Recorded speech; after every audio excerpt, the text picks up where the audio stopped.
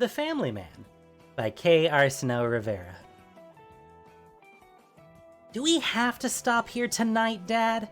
This place, it's plain old gauche, ain't it? Anhelo winced. She wasn't wrong. Park Heights was a carefully crafted work of art, a thing anyone would die to behold. All its parts sang together like a choir of, angels. And for a man like Anhelo, a conductor, a connoisseur, a true bon vivant, picking the right environment for his work was like picking the right key for a symphony. But he couldn't imagine what anyone could compose here. If you asked him, the place was a dump, plain and simple. Stank like rotten food, grime on all the walls. No limestone here, no sir. No marble, no gold. Trash lined the streets, waiting for pickup. The people here were just as shifty, not a drop of fashion anywhere to be seen. The angels must not be watching this place. Of course, Erin. She was right to. Having her here was like bringing a sunbeam down into a cave. There was no helping it. Boss wanted intel, and Erin needed to do some last-minute supplies for the big day tomorrow. Anhelo wasn't sure how many more chances he was going to get to be the one to come through for her. To take them when he got them. But the boss, well... I'm sorry, sweetheart, he said. He kissed her forehead. Just 5 minutes, I promise. What are you even doing? What are you even buying here? She asked him, pouting. She had her mother's warm brown skin, but the thick, wavy hair was all him. She gestured out the window, her expensive manicure cheapened by the flicker of badly maintained lights. No way this place has any artists. Art's everywhere, if you know where to look, Anhelo answered. Wishful thinking on his part, but wasn't a total lie. He got out of the car. A glare conveyed to the driver what'll happen to him if Erin comes to any harm while he's away. Word on the streets was his place did business quick, but if they didn't, if I'm not back in 15, then I'll see you in the morning. Erin crossed her arms. She looked so much like her mother when she did that. Woman's soul. You said 5 minutes. Now it's 15. Is this going to be like when you missed my party because of that Severo guy? No knife he'd ever wielded could match the hurt of that disappointment. Oh, he deserved that one. Erin didn't know why he was here, nor would she. You got me there. 5 minutes it is. 5 minutes to make his case. 5 minutes to get his information. 5 minutes to get back to the car. Couldn't disappoint her, not again. The thought of that alone was impetus enough to get to the point. Toulouse, you heard the news? Her grin was wide and white in the dark of her office, pale as a razor held against the night's own throat. Her voice was richer than everything in this neighborhood put together. I heard all the news. I hear all the news, Anhelo. Is that any way to greet your family? Anhelo flicked the tip of his own brown nose. I don't have a lot of time, and we aren't family yet. Fingernails drummed unseen on the desk. Despite that, he'd seen Toulouse enough to know the look on her face. Always had the look of a mother who just caught you sneaking out at night. Thick black brows of hers were the most expressive thing in this part of town. Oh, business then? I'd expect nothing else from a maestro. You have no sense of propriety. Business, Anhelo nodded. He let the rest pass without comment, just for today. There's a woman in white traipsing around the boss's territory. Know anything about her? Plenty, came the answer. Of course. Toulouse had a reputation for playing with her food, and Anhelo was under no illusions. Outside of this place, he was an unstoppable assassin, an artist of the knife without compare. But here, well, there was a reason Toulouse kept her office so dark. An errant marrying Toulouse's daughter wasn't going to matter much if he upset her. They didn't call her Lights Out Luz for nothing. Won a slick gadget from the higher-ups once, fair and square, she alleged. A shadow generator. If Lights Out Luz wanted you gone, you'd never see her coming. But Anhelo didn't have time to waste, and he didn't like the idea of someone who worked in the dark. Better to have your work out in the open. Part of why he hated this neighborhood, really. A lot of inventive folk here, but no sense of drama. What's a guy gotta do to get that information? If you were family, she began. Free. Here she was, dragging things out. Anhelo grit his teeth. Just tell me. Don't look so grim, Anhelo, she said. All I'm asking for is a favor. Helps you as much as it helps me. Oh, find that hard to believe with your reputation, he said. The extra power Toulouse offered her clients meant she charged far more than even the brokers for her services. Hadn't seemed to slow her down much, having her leg messed up in the shadow generator job. Only difference was she now did a bit less of her own field work. And when she did, well, he brought a cane. You don't know me very well, came the answer. Heels clicked along the ground. Piero Vespin. You know the name? Anhelo chuckled. Yeah, I know the guy. One of ours. Got no taste in fashion, but keeps heading to the buffet anyway. What's the job? The buffoonery's a cover. My daughter's been having trouble with him for years. Last night, he made a move. You saw her. Bad. Arnesh showed up to the rehearsal dinner with a gash across her cheek the size of a stick of gum. Brent couldn't stop fussing over her all night. Anhelo hadn't missed the scent of blood on her either, or the way she winced when Errant embraced her. And ribs. Arnesh refused to talk about it, of course, knuckle-headed pride, but Anhelo had a hunch it was bad. Or maybe it was the woman in white he'd heard so much about, causing trouble left and right. Fierro? Fierro? It just didn't make any sense. I'd never done a real job, so far as Anhelo heard. He really was just an art dealer. A bad one at that. Still, he knew Toulouse was no liar, especially when it came to Parness. You want information for your family, you have to do a little work for ours. Bum him off, and we'll talk. He pinched the bridge of his nose.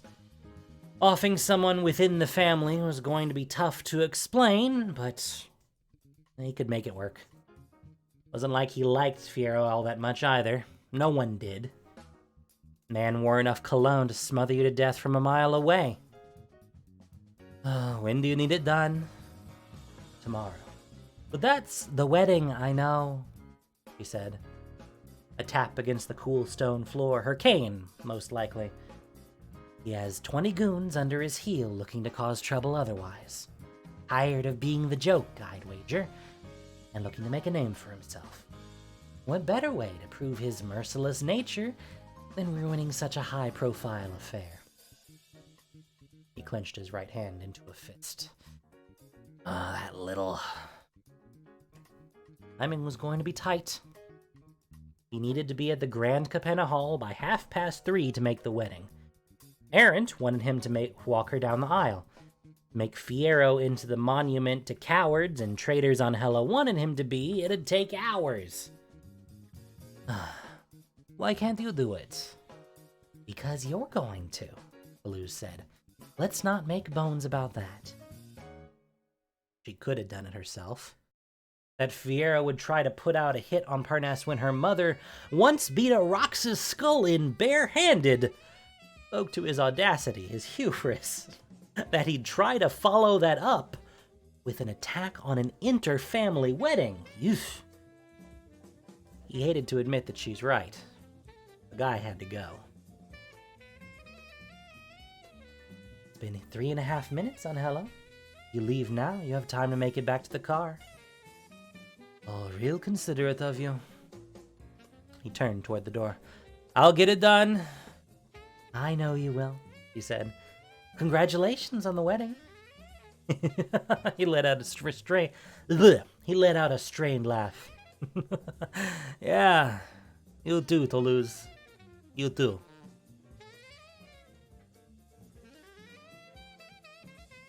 You can compose the best symphony in the plane, only to hand it to a bunch of kids playing out-of-tune violins.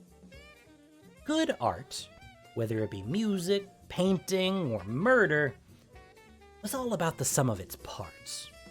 Composer, performer, instrument, painter, canvas, paint. Anhelo had one terrible part to work with. Fiera was nobody's friend, and what he called fashion was just going to get in the way of Anhelo's artistic expression. Too gaudy by far. If he was going to make this work, he needed to ensure the body was found somewhere clean and simple for contrast's sake. That was a big ask for a man who ran a museum. It was a bigger ask with less than 12 hours to get the job done. But Anhelo hated to disappoint. The boss, errant, his adoring public. He'd get it done. Step 1 was to send the invitation. That he could do the night he got the orders, and it'd give him time to work with. To Mr. Fiero Vespin, in recognition of your contribution to New Capenna's ever-changing fashions, we'd like to invite you to a private tour of the museum. The next step was to find a collaborator. Great art like this required 2 artists, after all. First thing in the morning, he swung by Evelyn's place, kissed the ring, talked up her latest acquisitions. She caught him out in 5 minutes. You aren't here to look at portraits, are you? Evelyn's cunning was as sharp as the knives Anhelo kept up his sleeves. She'd had centuries to hone it. Oh, got me sniffed out, he said. Need something tomorrow. Need something for tomorrow. For the wedding? Evelyn said. Her brows rose. I'd heard Parnas got into a tussle, but I didn't think it was with you. It wasn't, Anhelo said. Then you're doing family business on the day of your daughter's wedding? The corner of Anhelo's lip twitched. He hated how that sounded, but... Yeah, I am. I need something I can rig in the museum. A moment of silence passed between them, Evelyn sizing him up. My, what a predicament. Of course I'll help. A sinking feeling in his stomach. A sinking feeling in his stomach. For a price? Oh, clever boy, she said, flashing her fangs. We'll work out the details some other time, but for now, let's just call it a favor for a favor. Evelyn's favors were about the worst thing you could have hanging around your neck in the maestro's. Boss being upset with you was the only thing that could inspire more desperation from one of the family. The last time he'd owed her a favor, she'd asked him to kill a nightmare. She said she wanted to be the only one in town. He'd done it, but the scars from that one still coated his ribs. Unsightly flesh he'd have to live with for eternity. Toulouse could make that sort of thing a point of pride, but not him. Could turn her down. He could figure out some way to do this on his own, one that involved less flash. If he gave up on making this a work of art, Then he could just pull Fiyero into an alcove and kill him there, easy as could be. Show up at the wedding early enough to help set up the silverware. But what sort of message would that leave? What kind of impression? No. An artist never compromises. He had time for both. He was both. He could no more slit Fiyero's throat in an alley than he could abandon his daughter. It's going to work out. It had to. All right, he said. Name your price.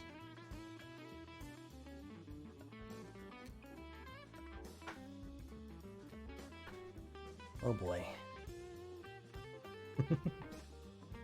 And don't think I didn't catch that day of your daughter's wedding bit, Kara. A+.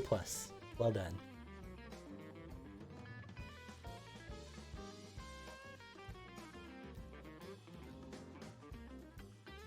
Anhelo! Fiyero wrapped an arm around him like they were old friends. Halo smoke curled around them, earning glares from security. Never mind the signs posted all over. Fiyero wanted to make an impression. My old friend! What an honor! I had no idea you'd be given the tour. Isn't it your daughter's wedding today? Anhelo's smile was strained. Oh, sure is. Taking time out of your day to help a jamoki like me, I said, with 2 more claps on the shoulder. He let Anhelo go, anointed now with the reek of cheap cologne. I tell ya, nobody in the family like you, buddy. Nobody looking out for the little guy anymore. At least they agreed that he was a jamoke. Jamoki? I do not know this word. Well, that's your job, ain't it?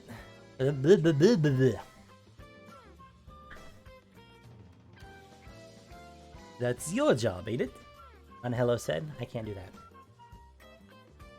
He started walking, hoping Fiyero would take the hint. Looking after all our new fellas, showing them the ropes, keeping an eye out for new art. Where'd we be without you? Hook, line, and sinker, he reeled Fiyero in.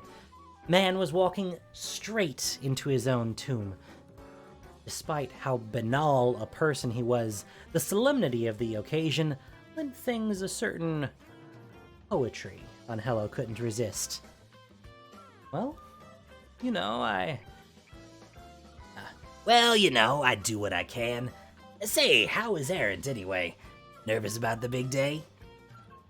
Anhelo walked them past a portrait of an angel embracing a demon. The latter's throat slit. Redeemer and redeemed. Knucklehead doesn't even bother looking. Some art dealer he was. Private tour, and he was busy preening about a wedding he wanted to ruin. If Anhelo killed him right here, it wouldn't be out of line. Though no, I haven't seen her, he admitted. The twinge of guilt in his voice wasn't part of the act. But she was as happy as could be before I left in the morning. Parnasse is her whole world. Fiyero took a drag from his halo stick. He blew the smoke directly toward the oil painting.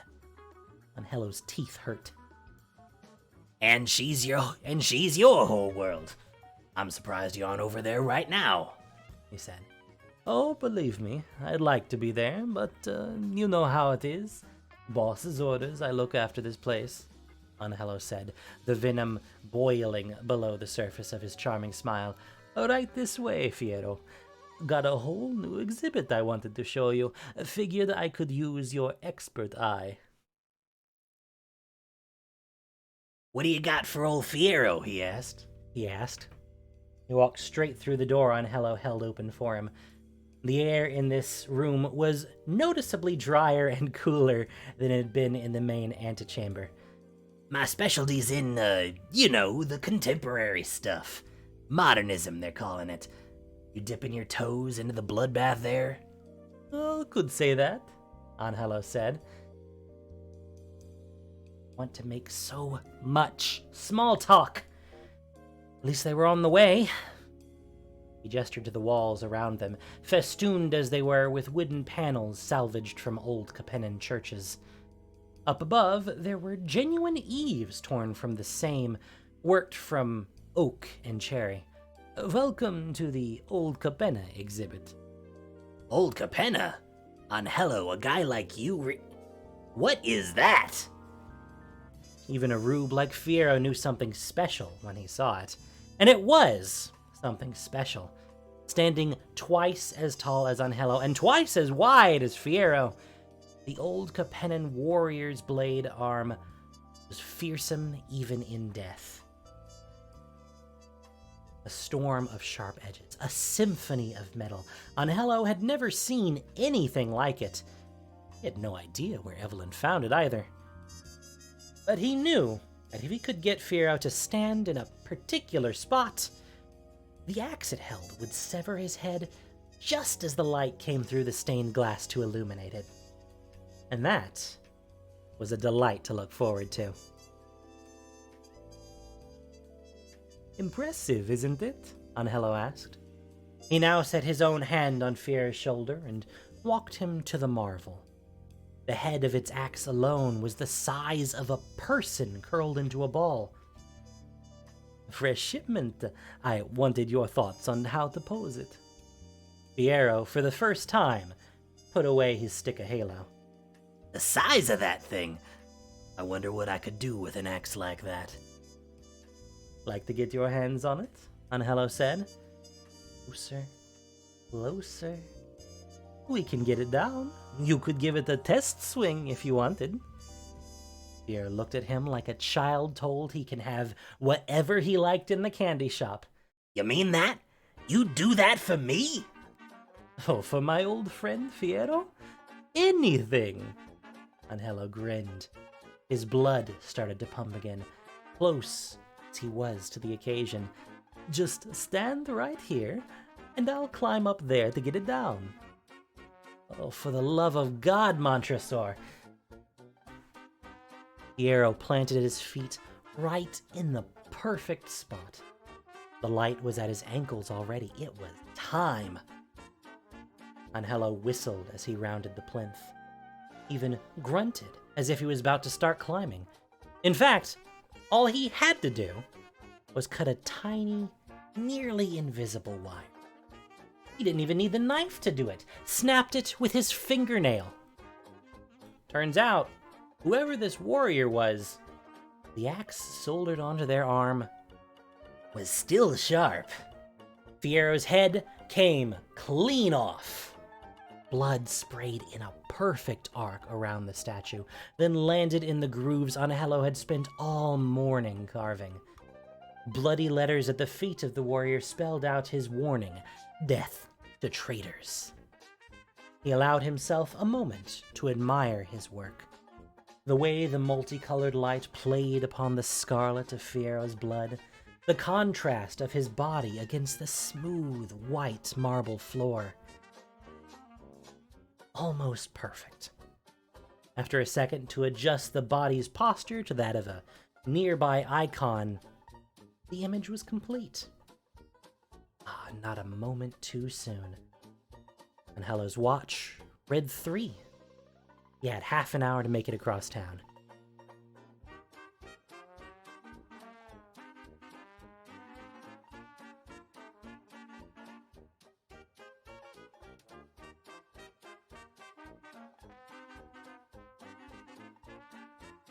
Driving yourself was gauche. Much like he couldn't kill Fierro the easy way last night, his brain wouldn't let him get into any old car and drive off to the wedding.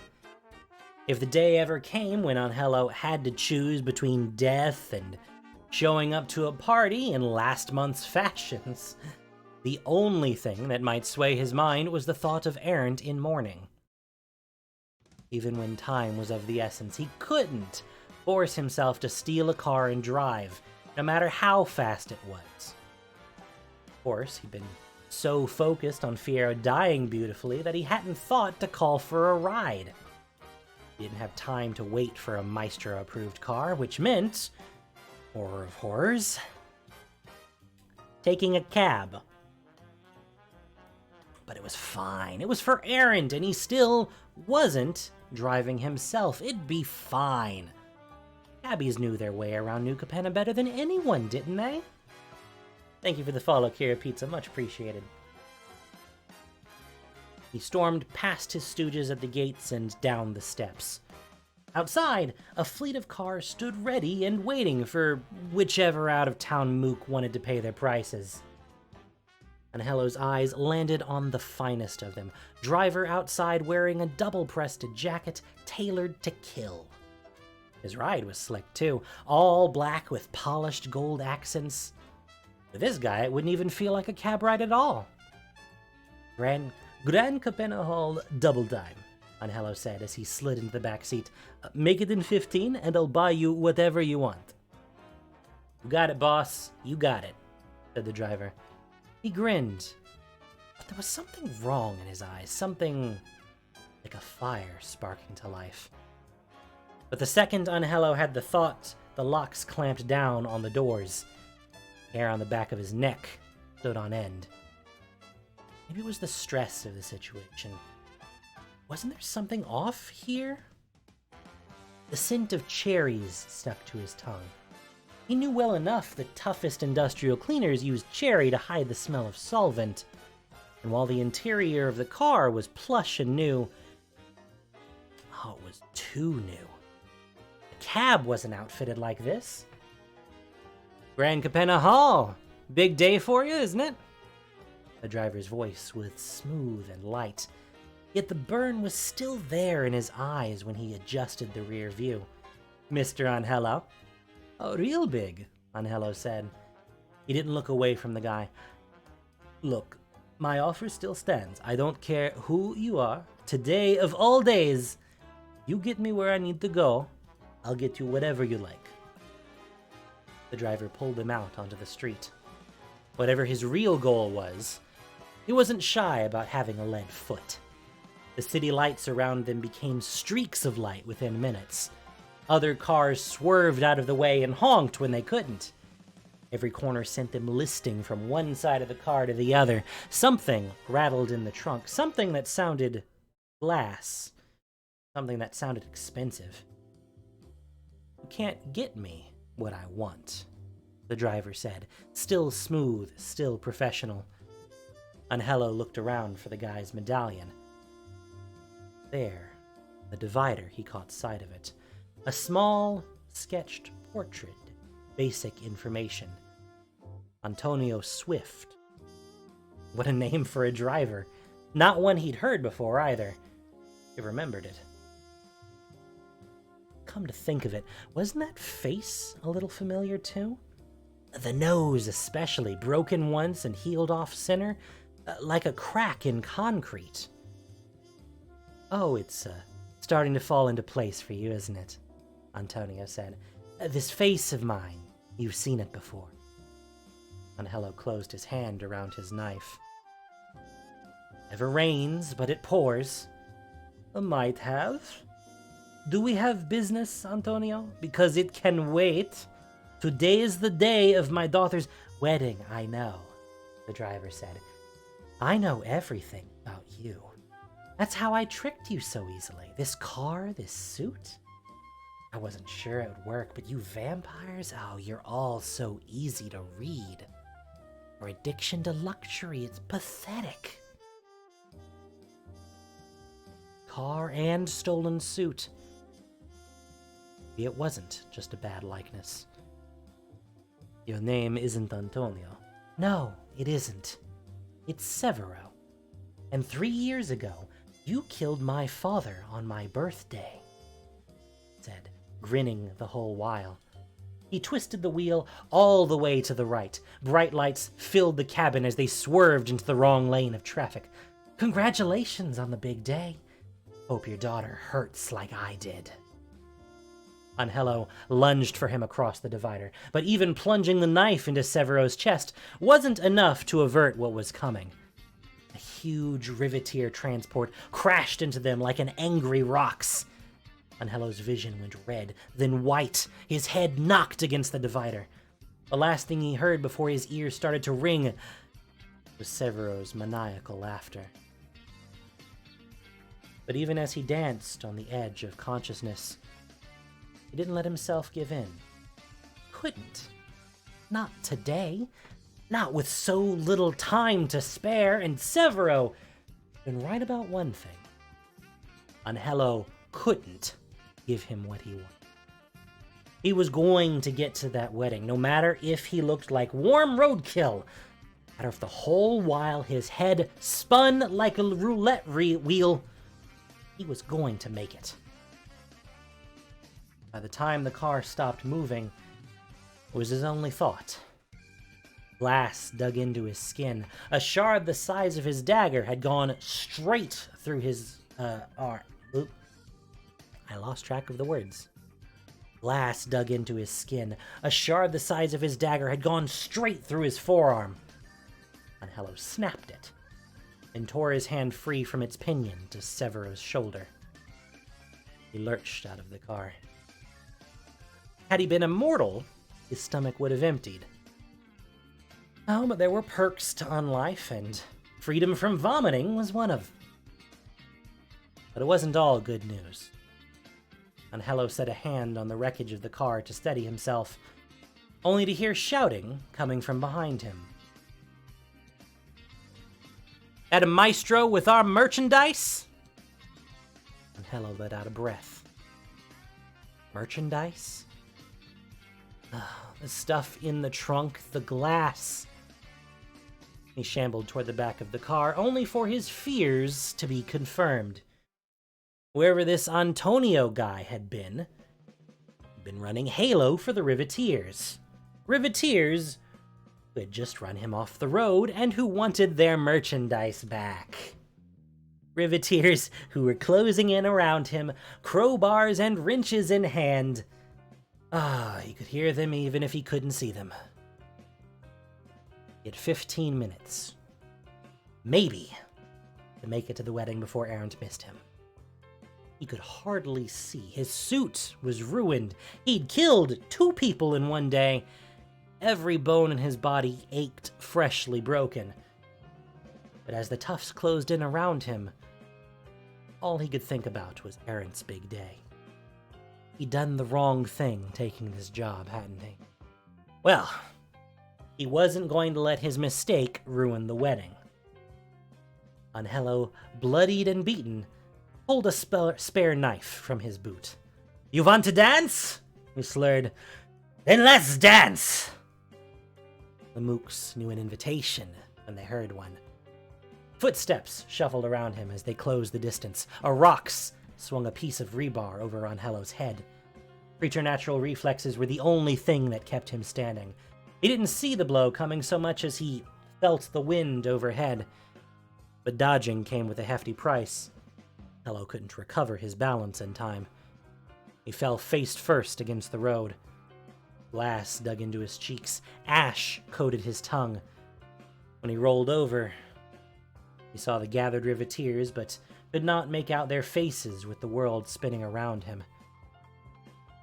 In the blur, he saw Errant, and in the howl of the horns and engines around him, he heard her voice. "You promise, right?" How many times had she asked him that? If he sat down and counted, probably more times than there were lights in this city. I'm coming," he mumbled. He set his glass-embedded knuckles against the asphalt and forced himself up. He didn't see the knife coming for his back. But he didn't have to. Because Toulouse did. The knife clattered to the ground an instant before its wielder.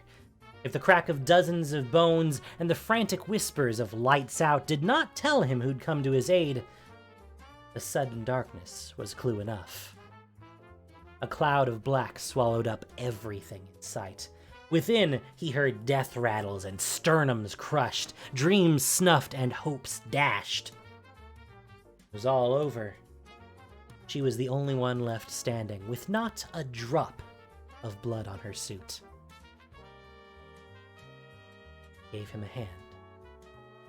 He stared at it a moment, at the blood across her palm, and considered his options. could try and stand on his own, but what would the family think if they heard of this? Getting his teeth kicked in by a bunch of goons, needing to lose to save him? Boss wouldn't take too kindly to it. Don't let your pride get in the way of things, he said. Your family, Anhelo. It caught him a little off guard. The waves of the world kept spinning, but her hand was a tether. Did you follow me? I protect my investments, she answered. She slung his arm around her shoulder. That cane was supporting the two of them now. Together, they headed toward the side of the road, where she had a car ready and waiting for them. And I had some regrets about the job. He laughed, which only made him cough up blood. Oh, you got some regrets. Tell me about it. To his surprise, she laughed too. Must sound rich coming from me, huh? Her henchman opened the door and helped him into the back seat of her limo. Waiting for him inside were a healer and a fella holding a new suit. Designer, even. Hang in there, Anhelo. Anything happens to you, and Parness will never let me hear the end of it.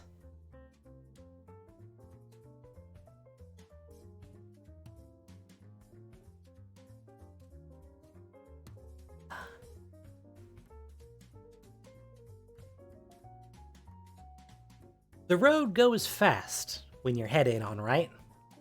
He couldn't keep track of any of it. His flesh knitting back together, the assistant changing him out of his messed up clothes into his fresh new duds. As the lights swam around him, all he could do was keep checking the time. 10 minutes. 8 minutes. 5 minutes. Promise? When they got to the Grand Capenna Hall, he'd only begun to get his bearings, but he knew, even then, that if his heart yet beat the metronome it would follow, his daughter. The thought of Errant huddled up in the bride's chambers wondering where he was. He threw himself out of the car without waiting for it to come to a stop. To his surprise, he saw Toulouse doing the same, although she looked more collected than he did. Obscura might not have much in the way of style, but they knew how to keep it together. And okay, maybe that cane of hers was slick. The party started the moment they cleared the entrance. All around them were gold and mother-of-pearl, feathers and silk. Obscura in staid gray wore grins and ruddy cheeks, champagne gladdening their spirits. Maestro assassins made small talk over Halo. Swing tunes put a pep in even Anhelo's tired step. Next to him, Toulouse let out a relieved sigh. Thought your crew would have started a fight by now.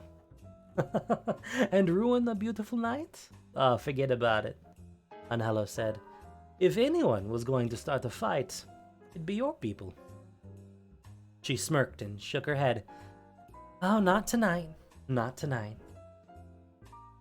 Then, like him, she was scanning the crowd for her daughter. Two Obscura at the other end of the hall were already flagging her down.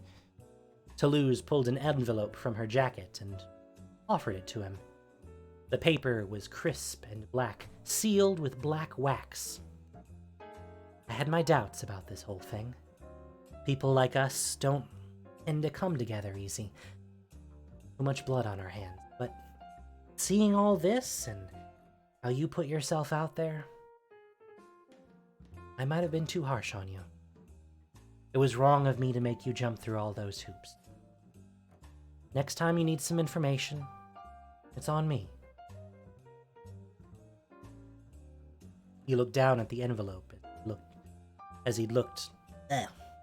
He looked down at the envelope as he looked on her hand. Once more, the answer sprung to him. He waved her off. Listen, I get it. A guy like me spends too much time thinking about the job. You needed to know I cared. We can leave business for some other day. Toulouse gave a considered nod. She hid the envelope away, then picked up a glass from a passing server. This she lifted toward him as she made her exit. Congratulations, Anhelo. You too, Toulouse, he said. He saw the stairs up to the bridal suite and wasted no time. The dames on either side offered him a little liquid courage for his troubles, but he didn't need anything like that.